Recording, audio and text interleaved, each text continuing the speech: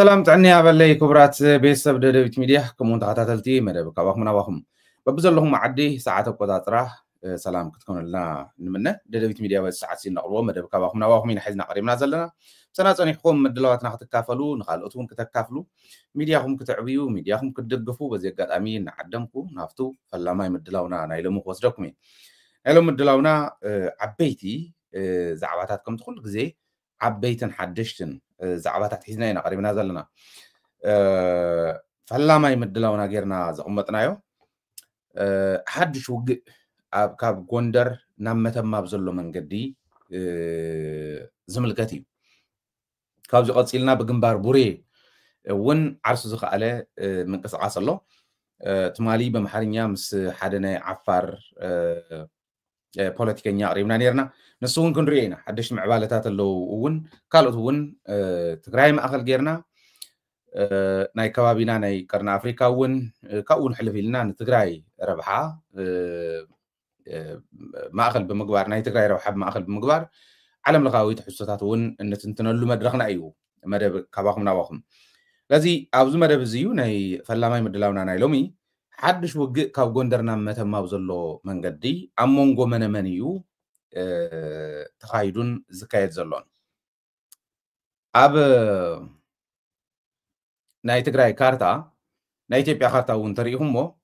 ንመንነቶም ዝቃለሱ ብታሕቲ ብደቡብ ቅማንትን ኣገውን ኣለዉ ኣገው ክልል ክኸውን ኢሉ ነዊሕ ግዜ ገይሩ እዩ ቃልሲ ካብ ዝጅመር ስሩብ መጀመሪኡ ውን ክልል ክኸውን ዝኽእልን እቲ ናይ ክልልነት ረቑሓ ዘማልእን እዩ ነይሩ ምናልባሽ ክሕወስ እንተ ነይርዎ ውን ናብ ዝመስሎ ህዝቢ ናብ ህዝቢ ትግራይ ክሕወስ ነይርዎ ዝብል እምነት ኣለኒ እምነተይ ስቂሎ ይኮነን መሰረታዊ ዝኾነ ጭብጥ ኣለዎ ቁፅሪ ሓደ ህዝቢ ኣገው ኣነ ትግራዋይ እየ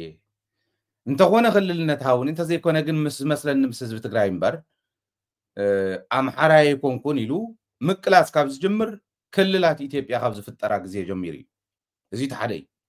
እቲ ካልኣይ ብስሩ እውን እቲ ናይ ኢትዮጵያ ናይ ክልላት ኣወቃቕራ እንተሪኢናዮ ህዝቢ ኣገው ኣገውኛ ዝዛረብ ትግራዋይ እንዳሃለወ ንኣምሓርኛ ተለማመድ ተባሂሉ ኣምሕርሕር ተባሂሉ ናብ ኣምሓራ ዝተዳበወ ዝተኸለለ እዩ እዚኦም ካብቲ ሽዑ ግዜ ጀሚሮም ፖለቲካዊ ቃልሲ እንዳገበሩ ፀኒሖም ምናልባሽ ኣጋጣሚታት ኣብ ዝፍጠሩሉ እውን ዕጥቃዊ ቃልሲ እንዳገበሩ ነይሮም እዮም ኣለዉ ሕዚ እውን ዝብል ክንርኢ ናይ ግድን እዩ በቲ ካሊእ ወገን ትሕት ኢልና ናብ ቅማንት እንተኸይድና እውን ህዝቢ ቅማንት ንመንነቱ እዩ ዝቃለስ ዘሎ ዝቃለስ ዝነበረ ጎንደር ናይ ቅማንት ማእኸል እያ ጎንደር ማእኸል ዝገበረ ናይ ቅማንት ህዝቢ ሕዚ እውን ንመንነቱ እንዳተቃለሰ እዩ ዝርከብ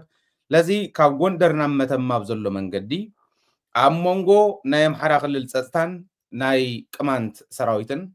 መጀመርያ ተኻይዱ ብዕለት 16 ሰነ ኣብዙ መንገዲ እዚዩ ካብ ጎንደር ናብ መተማ ዘሎ መንገዲ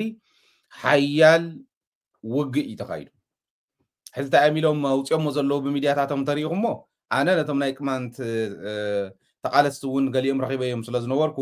እቲ ጭብጢ ከመይ እዩ ነይሩ ሓቂ ከመይ እዩ መሬት ዝነበረ እንታይ ይመስል ዝብል ክነግረኩም እየ ቅድሚኡ ግን እንታይ ኢሎም እዮም ኣብ ሚድያታት ናይ ብልፅግና ናይ ኣምሓራ ክልል መንግስቲ ሚድያታት ኣውፅኦሞ ዘለዉ ዝብል ምርኣዩ ኣገዳሲ እዩ ናይ ቅማንት ሰራዊት ናይ ቅማንት ዓማፅያን እዮም ዝብልዎም ንሶም ናይ ቅማንት ሰራዊት ካብ ጎንደር ናብ መተማ ኣብ ዘሎ መንገዲ ኣብ ልዕሊ ንጹሃን ተኹሲ ከፊቱ ግፍዓዊ ጨፍጫፍ ኣካይዱ ልዕሊ 100 ሰባት እውን ሞይቶም ዝብል እዮም ኣውፅኦም እዚዩ ኣብ ኩለን ሚድያታት ናይ ኢትዮጵያ ክትረኽብዎ ኢኹም ኣብ ናይ ኣምሓራ ክልል ሚድያታት ከዓ ናይ ኣምሓራ ብሮድካስት ኮርፖሬሽን እውን ሓዊሱ እዚ ኢሎም ኣውፅኦም ኣለዉ እዚ ግን ተሓቂ ኢትዋና ዕለት 16 ጥራሕ ኣይኮነን ነርቱ ውግእ ዕለት 18 እውን ነይሩ ትማል እውን ነይሩ بعلة 16 ትኽክል እዩ ልዕሊ 100 ሞይቶም እዮም ቶም ዝሞቱ ግን ንጹሃን የተለከሙን ክብል ኣይክእልን ኣነ ኣብዚ ኮይነ በታ ናይ ቅማንት ሰራዊት ዝሓበሩኒ ኣብቲ ከባቢ ዘለዉ ፍልፍላትና እውን ብዝሓበሩኒ መሰረት ግን ትክክል እዩ ዕለት 16 ውግእ ተኻይዱ እዩ ኣብ መንጎ ናይ ኣምሓራ ክልል ፀጥታ ሓይልታትን ናይ ቅማንት ሰራዊትን ተጀሚሩ ድሓር ናይ ኢትዮጵያ ሰራዊት ተሓዊስዎ ካብ ናይ ኢትዮጵያ ሰራዊት እውን ካብ ናይ ኣምሓራ ክልል ናይ ፀጥታ ሓይል እውን ሞይቶም ኣብ መንገዲ ስለ ዝነበረ ንጹሃን ኣብ ዘለውዎ ስለ ዝነበረ ግን ንጹሃን ኣይተጎድኡን ክንብል ኣይንኽእልን ኢሎም እዮም ኣቕሚጦም ወሰምዎን ለዚ ብዕለት 16 ዝተኻየደ ቶም ዝቐተልናዮም ቶም ዝዋግኡና ዝነበሩ ሰራዊት እዮም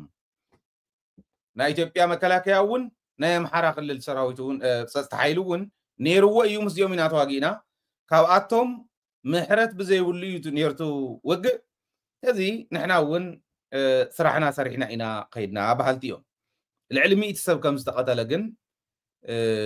ኩሎም ብኩሉ ወገን ንሪኦ ዘለና እቲ ዝሞተ 100 እዩ ግን እቲኦም ንጹሃን ይገብርዎም ቅማንት ግን ትትገጠመልና ኢና ቀቲልና እምበር ንጹሃን እንታይ ኢልና ክንወቅዕ ህዝብና እንድዩ ክነድሕኖ ናፅነቱ ክነረጋግፀሉ እንዳተቃለስና ህዝብና ከመይ ጌርና ክንጭፍጭፍ ንኽእል እንተሓሰብካ እየ ዝብል እዮም ሂቦምና ማለት እዩ ለዚ ብዕለት 16 ዝነበረ ናይ ቅማንት ሰራዊት ተኣምራዊ ዝበሃል ኦፕሬሽን ኢና ኣካይድና ኢሎም ዘመናዊ ፅዋር ተዓጠቐ ብሰራዊት ተሓገዘ ናይ ትክልል ናይ ፀጥታ ሓይሊ መፂና ሰራዊት ምስ ኣተወ ድሓር እውን ክንዲ ድላይና ክንገብሮ ዝግባአና ጌርና ኢና ናብ ቦታና ተመሊስና ባህልቲ እዮም ንጹሃን ኣብ መንጎ ይልከሙ ደለዉ እቲ ዝመውት ዘሎ ሰራዊት ናይ ኢትዮጵያ ይኹን ሰራዊት ናይ ቅማንት ይኹን እውን ንምንታይ ናብ ከምዚ ዝበለ መስዋዕትነት ይኸይድ ዝብል ሕቶ ግን መልዓለ ድላይ ኣብዚ ወሳኒ ናብቲ ናይ 18 ቅድሚ ምኻድና ሕዚ ኢትዮጵያ ብኩሉ ከባቢኣ እንተሪኢኹማ ኣብ መንጎ ዓፋርን ሶማልያን ናይ ዒሳን ናይ ዓፋርን ውግእ ኣሎ ኩናት ኣሎ እዚዩ እቲ ናይ ትግራይ ጀኖሳይዳዊ ጦርነት እውን ኣብ ዝነበረሉ እዋን ዝነበረ እዩ ንሕልፎ ነርና ኢና ንህዝቢ ዓፋር 2 ሚልዮን ኢሎኩም እየ ሕሰብዎ በብግዚኡ ብጥሜት ዝመውት ዘሎ ብስእነት ሕክምና ዝመውት ዘሎ ኣብ ኩናት እንዳኣተውዎ ናይ ትግራይ ኩናት እውን ኣብ ዘይምልከቶም እትዮሞም እዮም ኣብ ናይ ዒሳን ናይ ዓፋርን እውን ይትውዎም ኣለዉ ኦሮሞ እውን ኣዋሽ በፂሕሎ ኢለኩም እየ እስካዕ ኣዋሽ ናተ እዩ ኢሉ ኣዋሽ በፂሕሎ ኣምሓራ እውን እስካዕ ጨፍራ ናተ ኢሎም እስካዕ ጃራ ኣብ ጃራ ከባቢ ሰፈርቲ እትዮም ኣለዉ ሰፈራ ምእታው እንዲቱ ናታቶም ናይ ሽርሒ መካየዲ እስካዕ እትዮም ኣለዉ ኣስሓይታ እውን ናህና ይብሉ ኣለዉ ሕዚ ዝኣትዎ ዘለዉ እምበር ብስሩ ብጠቕላልኡ እስካዕ ዓሰብ ናህና እዩ ዓፋር ዝበሃል ኣይነበረን ዓፋር ወሎ እዩ ኢሎም ዝኸዱ እዮም ሕዚ ሕሰብዎ ዓፋር ሒዝኩም ናብ ዒሳ ናብ ሶማልያ ኣብ መንጎ ዓፋርን ኦሮሞን ዓፋርን ሶማልያን ዘሎ ረኣይዎ ብኡ ጌርኩም ዝበሩ ኣብ መንጎ ዓፋርን ኣምሓራን እውን ከምኡ ንንየ ናብ ሶማልያን ናብ ኦሮምያን ቦርደር እንተኸይድና እውን ኣብ መንጎኦም ሓያል ጎነፅ እኒሄ በብግዚኡ ባይዘወይ ብዙሕ ሰብ እዩ ዝመውት ኣብ መንጎ ኦሮሞን ሶማልያ ኣነ ብኣካል ኣብ ዝነበርኩሉ ሃረማይ ኣብ ዝነበርኩሉ እውን ኣብቲ ቦርደር ብዙሕ ሰብ እዩ ዝመውት ነይሩ ሕዚ እውን ከምኡ እዩ ዘሎ ሃረሪ ምስ ሶማልያ እውን ምስ ኦሮምያ እውን ናይ ባዕሉ ጎነፅ ኣለዎ እታ ከተማ ጥራሕ እዮም ኣትሪፎም ማሕዚ እንዳፅበቡ ኣብ ኦሮምያ ሓያል ኩናት እኒሄ ሕጂ እውን ብኡ ጌርኩም ዝበሩ ጋምቤላ ኣብ ጋምቤላ እውን ኣብ መንጎ ናይ ጋምቤላ ናፅነት ግንባርን ናይ ናፅነት ሰራዊትን ናይ ጋምቤላ ፀጥታ ሓይልን እኒሄ ኦነግ እውን ናብኡ ይኣቱ እዩ ኣብኡ ዝኒሄ ጎነፅ ሪኢኹም ወይ ትፈልጡን ስጥራሕ ከይመስለኩም ኣብዚዩ ኣብኡ እናሃለና ወሲኽና ክንከድ ንዘውር ስለ ዘለና ከምዚ ኢልና ክንመፂና እስካዕ ቅማንት ማለት እየ እንታይ እዮም ገይሮም ናይ ጋምቤላ ንኣብነት ኣብ ዝቐረበ እዋን ጋምቤላ ናይ ጋምቤላ ሰራዊትን ናይ ናፅነት ሰራዊትን ናይ ጋምቤላ ፀጥታ ሓይልን ጥራሕ እንተይኮነ ናይ ሙርሌ ዝበሃሉ ናይ ደቡብ ሱዳን ሰራዊት እውን ናብ ጋምቤላ እንዳኣተው ደቂ ኣንስትዮ ይወስዱ ህፃውንቲ ይወስዱ ከፍቲ ይጨውዩ እዚኦም ዝሰርሑ ኣብነት ብሓሙስ ዝሓለፈ ሓሙስ 4 ደቂ ኣንስትዮ ወሲዶም زين 4 دق انستيو خاب 14 እስከ 17 يعدمين نزيان وسيدهم او مجمريا او قدم بيتسبن دفيرمون بمبره لكعهم تو تግራይ ዝገብርዎ ዝነበሩ ማለት ክንዱ ዋላ እንተ ዘይኮነ ን34 ንሓንቲ ንሓንቲ ሰበይቲ 34 ሰብኣይ ዋላ እንተ ዘይኮነ ቶም ዝመፁ ዕጡቃት ኣብ ቅድሚ ወለደን ደፊሮምን ሒዞምን ከይዶም ኣፍቱ ንሳቶም ካምፕስ ገብርሉ መጻወቲ ይገብርዎን ከም ዘለውን መረዳእታ ኣለና ይብል ፖሊስ ኮሚሽን ባዕሉ እዚ ይኸውን ኣሎ ግን ብሓሙስ ጥራሕ ቀትር መዓልቲ እዮም መፅዮም ساعات شو عتا قطر مالتي يموسي دومن يوم دفيرمن يموسي دومن حموس راح انت يكون جن ابزو عمت زيو اب كل تحشن 10 شو عتا طرح 10 تشدشته هصاناتن لعل عسرا دق انستين بمايت زغصرا كفتن وسيدو 10 شدشته هصانات دق انستين دق توعتين هصانات طرح نمنتا يوم تمو هصانات زوسدو ما يردانن انا politically انت عينت يوم كرهولو ساتهم ማለት ተሙጣናት ዝወስዱዎም ንምንታይ ከም ምዃኑ ይፈልጥ ከምትናይ ቀደም ባሪያ ኢልካ ንምግዛእ ሰራሕተኛ ንምግባር ኣጽሚምካ ንምዕባይ ዕቢኻ ሰራሕተኛኻ ጌርካ ንምኻድ እንተኮይኑ ይፈልጥን ህፃውንቲ ብምውሳድ እንታይ እዮም ዝረኽቡ ዝብል ኣይርዳእን ልዕሊ 20 ደቂ ኣንስትዮ ወሲዶም ኣብ ካምፔን ዝነበራ እዚአን ባይዘወይ ምስቶም ሰራዊት كما يزولو قدن هي أب غامبيلا رايو غامبيلا وحود حزبي جنا بنا إثيوبيا صوعة داغي كاب زبهلا خللات حنتيا زبص حصل صقم كن رايو افتحلو امنا يهادك زمن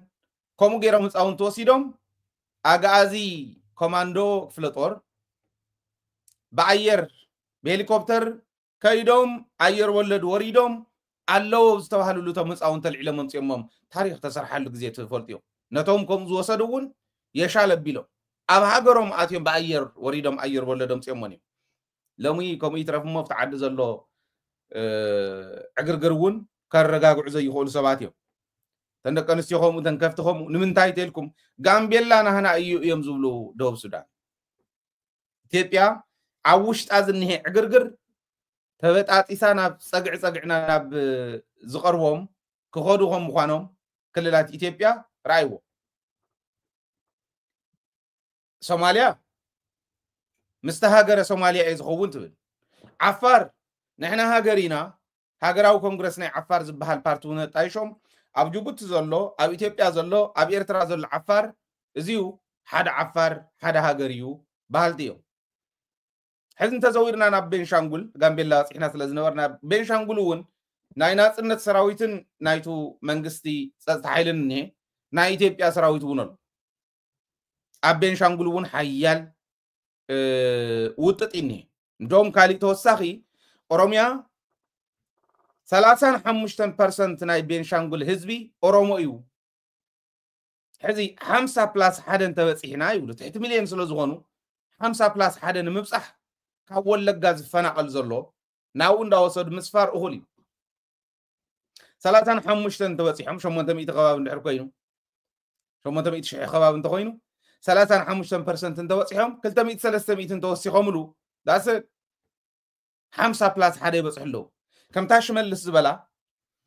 50 ፕላስ ሓደ ተበጽሕና ፓርላማ ክሌም ክንገብርና ኢሉ ሽመልስ ለዚ አምሐራውን ጎጃምዮም መተከል ናይ ጎጃሚው ዚናይ ጎጃሚው ለዚ በንሻንጉል ነህና አዮም ባህልቲዮም ቲዮሙን ነህና አዮም ባህልቲዮም አውሽጢ በንሻንጉል ከዓ ናይ ናጽነት ሰራዊትን ናይ መንግስት ሰራዊትን አሎ በንሻንጉል ሶስተነ ፓርቱ ከዓ ሱዳናውያኒና ባህልቲዮም ሱዳን ውናተ እዩ ናይ በንሻንጉል መሬት ናይ በንሻንጉል ህዝብ ውን ባህልቲያ ለዚ እንታይ ይኸውን ከም ዘሎ ራይ ናም ሓራ ክልል እንተመጺና አምሓራ 4 ክልል ኢና ኢለንየን ብክጅምር ከሎ ታይንታይ አገው ነው ይኒ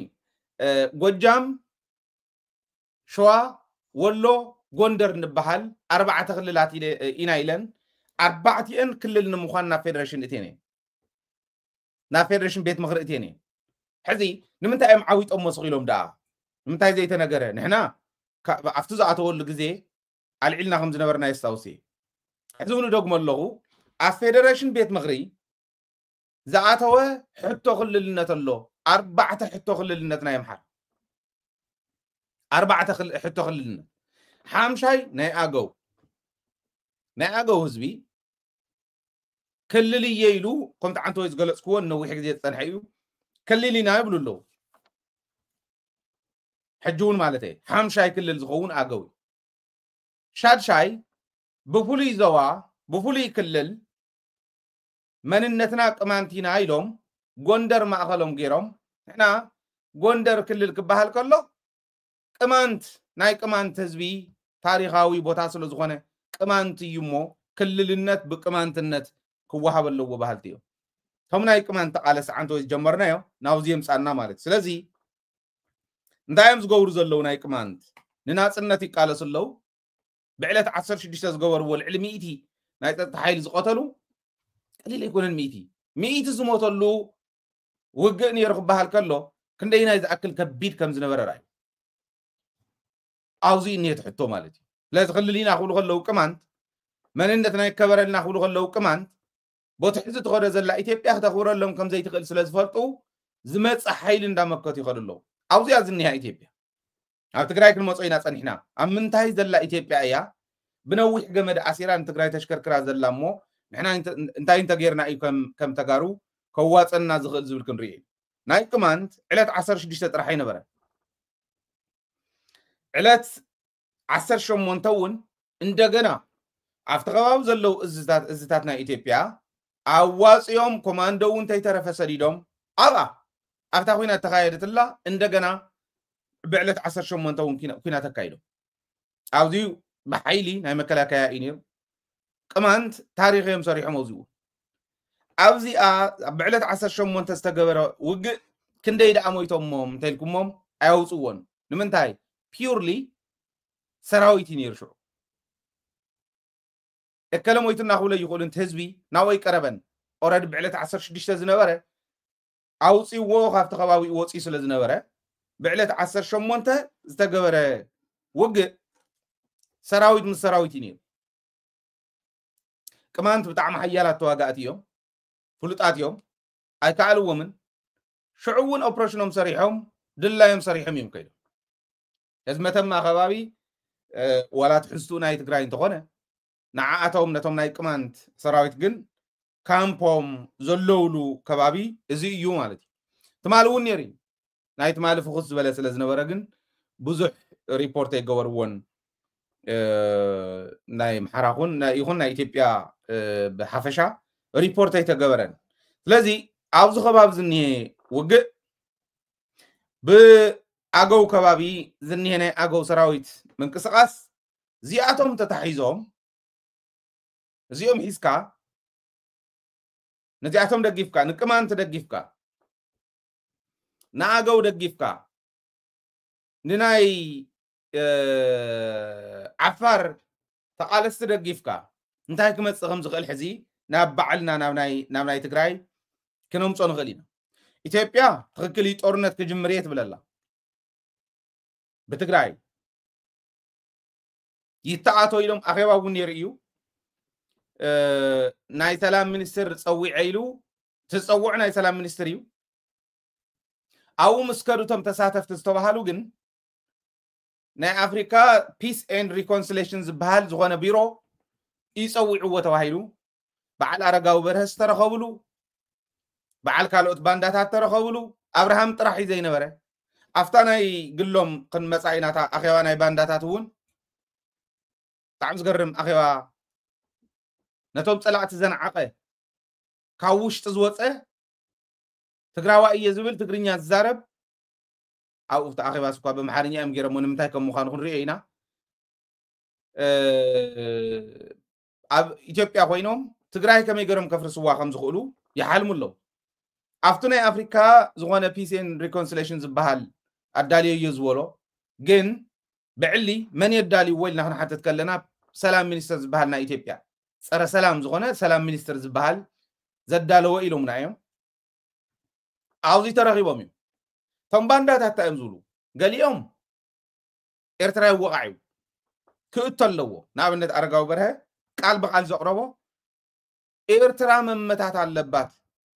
ሻዕብያ እንዳሃለወ ትግራይ መሓዘ ይከኣልን ምክንያቱ ሻዕብያ ክንሓልፎ ኢልና ዋላ እንተኸድና ባሕሪ ክንሕዚና ኢልና እንተኸድና ባሕሪ በቃ ብዕሊ ክንሕዞ ኢና እንድኒሄ ኢልና እንተኸድና ትግራይ ተረጊፁ ከም ዘይሕለፍ ስለ ዝፈልጥ ብጋንኡ ናብኡ ክሕልፈና ይኽእልን ትግራይ ሒዙ ወጋእና እዩ ሻዕብያ እንተጠፊኡ ግን ትግራይ እውን ናብቲ ኸደ የብላን ድላይና መራሒ ካብዚ ሰዲድና ክነመሓድራ ንኽእል ኢና እዩ እዚ ንምግባር ግን እንታይ ከም ዝኸውን ይፈልጥዎ ከመይ ጌርካ ከም ዝኽየድ ይፈልጥዎ ንኣብነት ናብ ኤርትራ ንምሕላፍ ብግንባር ቡርየ ጌርካ ወይ ቦት ሕዚ ሒዞሞ ዝኔው ትግራይ ግን ከምልሶ እየ ትብል ዘላ ክተምልሶ እውን ዘለዋ ናይ ምዕራብ ትግራይ መሬት ብኡ ገይሮም ብምዕራብ ትግራይ ብክልትየን ኣትዮምስ ንኤርትራ ክሕዞ ይኽእሉ ክንዲ ድላዩ ሂማን ዌቭ እንተዝመፅእ ኢትዮጵያውያን 120 ሚልዮን ከም ዘለዎ ብክልቲኡ ወገን እንተዝስለፉ መሲሎም እንተዝኸዱ ሂማን ዌቭ ኣይስዕርዋን ኤርትራ ኣይኸውንን ታዘላቶም እንኮ መማረፂ ብትግራይ ጌርካ ምእታው እየ ብትግራይ ጌርካ ኣቲኻ ትግራይ መጀመርያ ጥፊእኻ ማለት እዩ ብትግራይ ጌሮም ኣትዮም ሻዕብያን ምጥፋእ ነዚያ እዩ ኣረጋዊ በረ ኣቕሪብዋ ቃል በቃል ዘቕረቦ እዩ ኣብቲ ናይ ባንዳታት ኣኼባ እውን ኣብቱ ሰላም ሚኒስተር ፀዊዕዎ ዝበሃል ኣኼባ እውን የመልዕሎም ባይዘወይ ኣብ ክልቲኡ እቶም ማጆሪቲ ሰዓት ወሲዶም ዝዛረቡ ዝነበሩ ተጋሩ ኢና ባህልቲ እዮም ትግርኛ ዝዛረቡ ዛብእ ከም እንብሎም ማለት ነቶም ፀላእቲ እውን ኣገሪሙሎም እዩ ገሪምዎም እዩ ከመይ ገይሮም ተጋሩ ኮይኖም ከምዚ ይብሉ ዝብል ብጣዕሚ ገሪምዎ ክንዱ ዝኣክል ጫፍ ባንዳነት ኣብ ዘመን እዚ ኢና ንሪኦ ዘለና እሞ ከምዚ ይገብሩ ሕዚ ተናይ ቅማን ትርኢና የለና ተናይ ኣገው ምንቅስቃስ እውን ኣሎ ኣነ ንቅማንቱ እውን ንኣገው እውን ንዓፋር እውን ሓጊዝካ ኣብ ናይ ትግራይን ናይ ዓፋርን ቦርደር ናይ ዓፋር ሓይሊ ዝኾነ ባፈር ዞን ክህሉ ክኽእል ኣሎ ብኣገው እውን ከምኡ ብቅማንቱ እውን ከምኡ እንተተኸይዱ ትብላዕሊ ብሰሜን ዝጅመር ዘሎ ናይ ፅምዶ ከይዲ ብተግባር እንተኸይዱ ትግራይ መሬታ ተውሕሰሉ ናፅነታ ተረጋግፀሉ መሰል ዓርሶ ውሳነ ህዝቢ ትግራይ ዘረጋገፀሉ በዚ እዚ እንተዘይተገይርኸ ሕጂ ብክልቲኡ ንኸደ ኣለና ይብሉ ኣሎ ብምዕራብ ትግራይ እውን ተወሳኺ ሓይሊ ሕዛኣት ኣሎ ተወሳኺ ክመፁና እዮም ተባሂሉ ማለት ደመቀ ዘውዱ ዝመርሖ ንሓንሳብ ሰላም ኣስከባሪ ይብልዎ ንሓንሳብ መከላከያ እንዲ ስልጢንዎ ብዕሊ ኣሰልጢና ኢና ኢሎም ኣብ ኣደባባይ እንዲ መመሪቖሞ መከላከያ እውን እኒሄው የተከዜ ዘብ ግዛዕምዛዕ ዝበሃል ክፍለ ጦራት መዓት ክፍለ ጦራት እትዮም ኣለዉ ብኡን ብቡሬን ብሓይሊ ንእቶ ብትግራይ ከዓብ ትግራይ ዘሎ ሓይሊ እንዳኸፋፈልና እንዳበታተና ናይ ትግራይ ሰራዊት እናበታተና ኣብ ፀለምቲ ኣብ ዓፋር ዝተወሰነ ቁይጥ ቁይጥ ኣቢሎም ኣለዉ ተወሰኑ ሕፍንሕፍኒ ዝኣኽሉ ነዚኣቶም ሒዝና ንትግራይ ፍርቂ ፍርቂ እንተብፂሕና እያ ይብሉ ገንዘብ ብምሃብ ንመንእሰይ ትግራይ ኣታሊሎም ብመሬት ትግራይ ረጊፅና እንተነኣሰብ ኮንፊዥን ንገብሮ ትህዝብ እሞ ቦጌርና ክንኣቱ ንኽእል ኢና እዚ ትሕልሞም ብግንባር ቡሬ መዓት ታንክታት ተሰሊፈን ኣለዋ ኤርትራ እውን ኣቕሪባ እያ ኣፅዋራ ሰራዊት እዚዩ ብጭብጢ ኣብ መሬት ዘሎ እዩ ዝነግረኩም ዘሎ ኤርትራ እውን ኣቕሪባ ኣላ ኢትዮጵያ እውን ኣቕሪባ ኣላ ብግንባር ቡሬ ኣብ ዓፋር ኣብ ሰመራ ኣብቲ ኤርፖርት ኣብ ናይ ቀደም ኩሪፍቱ ብናይ ሕዚ ዓሰብ ሆቴል ኢሎሞ ዘለዉ ስያመ ምውር ረኣይዎ ናበይ ይኸድ ከም ዘሎ እንዲ ዘርእየና ኣብዚ ከባቢ እየንተን ናይ ድሮን ቤዝ ተን ድሮን ስቴሽን ተባሃላ ኩሉ ነገር ናብ ጦር ግንባር ከም ዝብሎ ዝነበረ መንግስቱ ልክዕ ከምኡ ብዝመስል ዓፋር ናይ ጦርነት ዓውዲ ገይሩ ከቃፅላ እዩ ምንም ጥርጥር የብለይን ኤርትራ እውን ናይ ጦር ቤዙ ሰመራ ምዃኑ እንዳፈለጠት ሰመራ ኣብ ሓደጋ ዘይተኣተወሉ ምክንያት የለን ድሮን ስቴሽን ታርጌት ክኾን እዩ ሆቴል ባዕሉ እውን ተኣየር መንገዲ እውን መሰረተ ልምዓት ናይ ዓፋር ተን ዘለዎ እዚአን እየን ዘለዋ ናይታ ክልል እዚኣተን ክዕንውወን ኮነ ኢሎም እዮም ዝኸዱ ዘለዉ ይደልይዎ ከዓ እዮም ዓፋር እውን ብደንብ ልቢ ክገብር يدليوه ببري خبابي توسات وني إثيوبيا أمباسادراتهم تريهم نخلنا هاجرات زمون زلوا إيرترا بدرون تتكسل لا أو كوا بوردرات بدرون توقع لا موقع جميرة لا يبلل إيرترا سلس جمرات يكونن بعلا يا جميرة أنا ريبورت ده جبرين وركن قد حزن مبالي دبلوماسي أم كيوركم بريكونديشن يوم زقوم تزلوا كجمر مخانة تطرنت من مترتر يقول بقى من قد له قريب له مال نزيو نحنا كم تجارو بعلم تماس يوم مناون من الباش سبيل أوت زجبره كافتونا يبوري هون كابكالي زمت أون نعنا هو جر أن ناس لزغل مدلاون أنت يمسل زور كن ريال لزق بأن حزي عفار كن كتفواس لزدلي يوم تعودوا خينات بوز جبروا حدا تجري تلزي تحلفهم بتجري وجن عفار ون كأن سلم يدلي ويوم خال أي ريزنزي لمن تاي عفار بسرون وحدي كل التمليني خلل بتميتن بغالين يقتلوا ولا تطرنا تقون تقوين عيساون اللبتيو محراون نه أورمون نه كلهم يموت يوم زلوا أورمو عصب زحزت نايكوش مدري كتمسر التدليع أم حراون عصب زحزت ولا بزبل سبب كحزي دليع عفارة وزمانكو أتو بوتها تقوم اليوم نتحز غد زلوا تهزبون دقنا سيخد اللهم مصباحن كو كليمز قبروا وكليم نخ قبروا إيزلي يتقوم مال عفار زي تردو تتمالو زي انترفيو نقور زنبرنا ني عفار بوليتيكينيا بدن بيترديو إذا قال الزل هزو عفار نغطفو زغر وزلو من قد تخكل يكونن هزو عفار نقحنا بلا إذا نقحنيرو قم تري وزنور عودو خينات غيرهم ناي تقرأي شفات اللو برقيد نحامور زبها اللو ناي عفار بيراو كونغرس سراويت اللو ناي إثيوبيا سراويت اللو بنية بجبوتي جبوتو ناي بعلا عفار كي يخدوا ناي بعلا سراح تسرح الله ولا تخالي عفار وناب بعلا تقطو آيات دلي نعفار مبزحتو مريت ناي عفار زحاز سئلي أبدحر ناي جبوت بريزيدنت ريوان يركم كب سئلي إذ كلهم مينينغ اللو حزي تقرأي ما أخل زقبرين غير نمس عين زي انت ناي كمانت بوريا خباب زنيه مدلاو بمعراب تقرأي زنيه مدلاو اتن تقرأي نخفافلكا سراويت مناسي نواسدكا زقبر زلو بعال ودن طروز بحالو مالت كاو فنچو مرحقهم كحسو زي يخولو ننو عالنا خواقونا زخلو وزلو بب مدرخو مرحت سراويت تقرأي زلعلو وزلو مال سمعني جنرال فساوني العلن يرتو مالي قالوت عززتوني العلوان يروم قنيم بملعل راح تملس نجار يلا جيرفو تواقونا يا من انه علنا غلطات بمبال تملس يلا ويديل تقبر بوليتيكلي تموز اللو منغستني عفار حزب غيطفو انت دليو يوصم وي مس حزب ديل تقبر حزب عفار دفي خوصم تقبر تزي كوين بعلها اوبريشن تسرح كاوزي وصا انت كوينو ايت تطراطرو سنفلال እንዳገወር ወት እንዳወለ ታዘረባ ናበይ ክትከድ ከምትخلበይ ክትበጽሕ ከም ትخل ክትሪዋ በቀዳምነት አነ እንታይ ሞልኩ ነዚ አመን ንምምሕያሽ መጀመሪያ ናይ ዶብ ምብራቅ ዝንሄ ምንቅስቃስ ጎተተት ዝበለ ወድ ወረደ ከስተካክል ክክለሎ ካላይ ናይ ዶብ ትግራይ ቶሎ ፍታሕ ክክለሎ መከሩ ዝበልዕ ዘለት ህዝቢ ዝኾኑ ቆልዑ ዝዕንድሩሉ ከውን ይውልን ቶሎ تأتيو تنجر على عدم كحس كخلله مريت دوب تقرأي دمحاس سكعتها شاف بوردر تازل لا تشوق تمثل تقرأي ولا أنت قلنا تدحرنا ملصو على وهم اللاش أو يصنع تازل لا تحق من السبنا تقرأي جن نمحاز أقلالي الله ما تأندي مزلو كرم الله ما تأندي أنت بكمان بوست النيوة إتن بكمان بوست محد روان زلو يتحازا تايم قولوص يبهالو كينات خوفتا يقولون حزي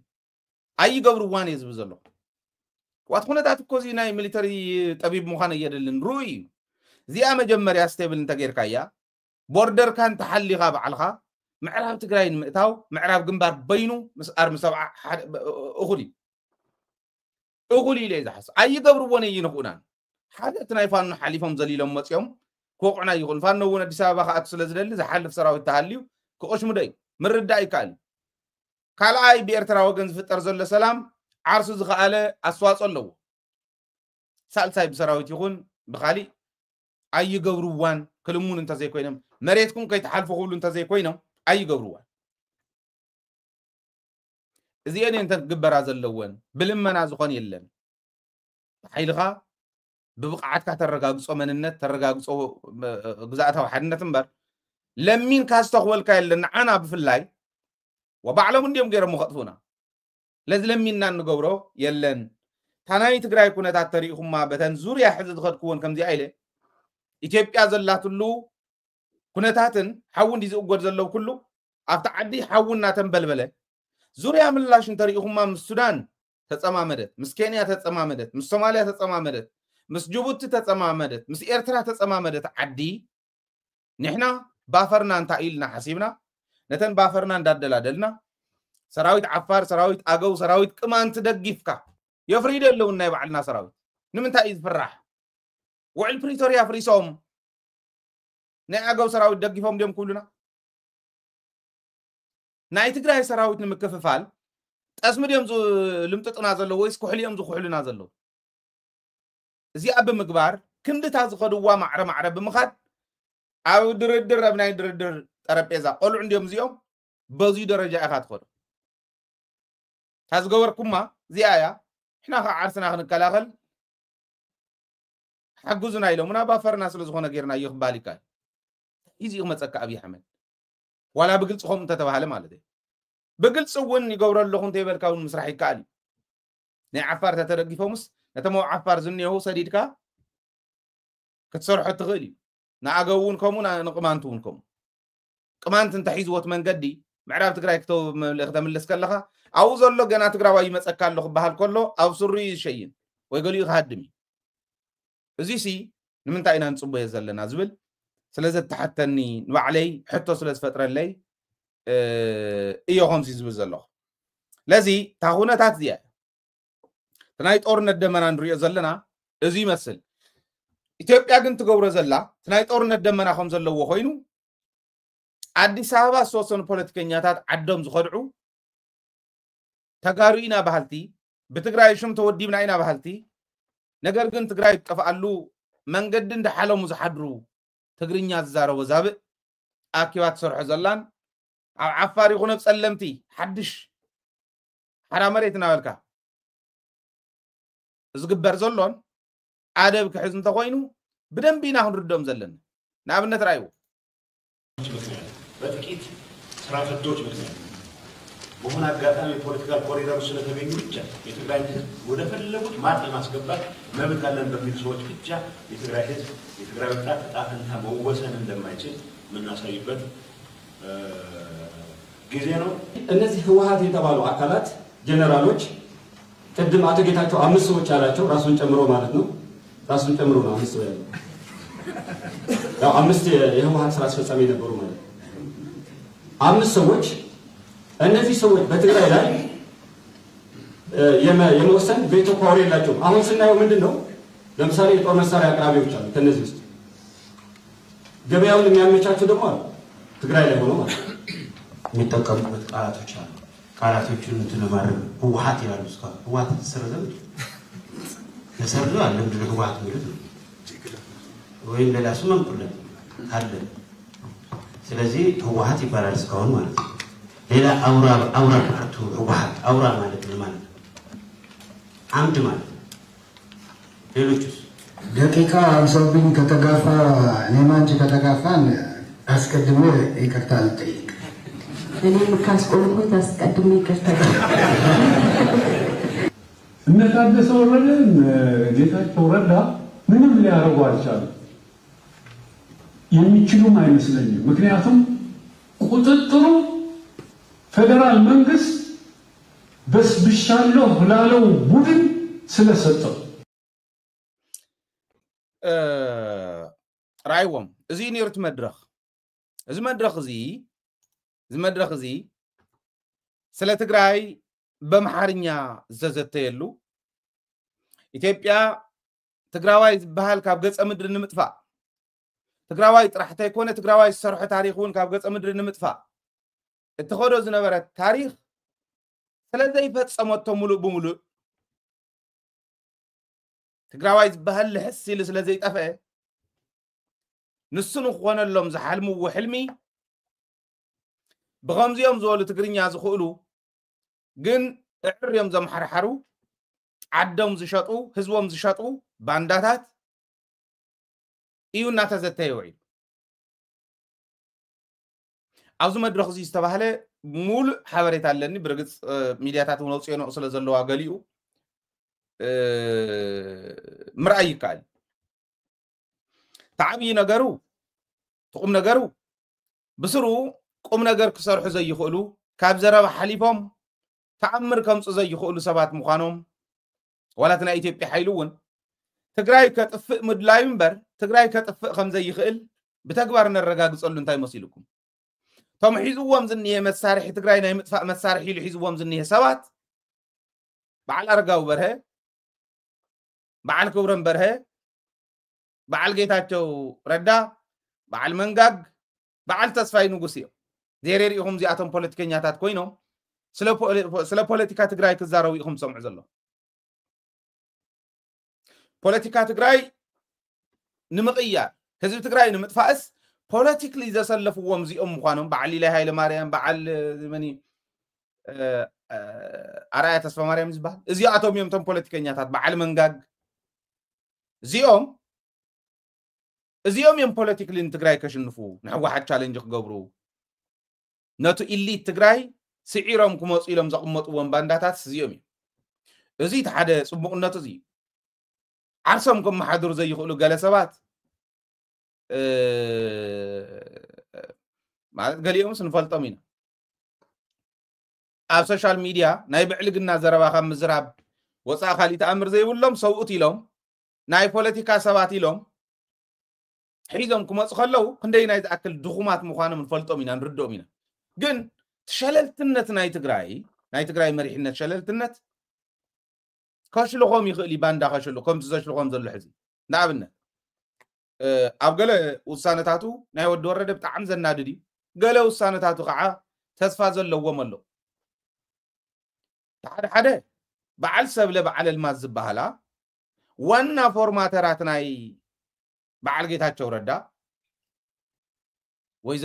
ወይዘሮ እዩ ጩፋ እዮም ዝብልዋ ንሰብለ ንምንታይ ከም ምዃኑ ትርድእዋቶ ኢኹም